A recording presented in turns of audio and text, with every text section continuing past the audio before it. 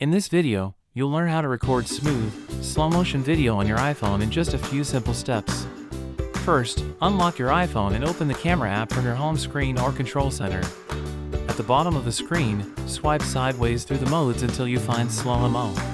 When Slow Mo is selected, you'll see it highlighted above the shutter button so you know you're in the right mode. Before you start recording, let's quickly check your Slow Mo settings for frame rate and resolution. You can adjust how smooth and detailed your slow motion looks by changing these settings.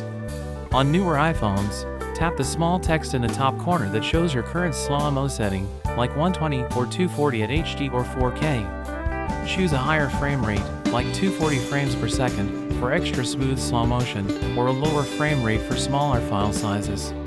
Now frame your subject, then tap the red record button to start capturing your slow motion clip.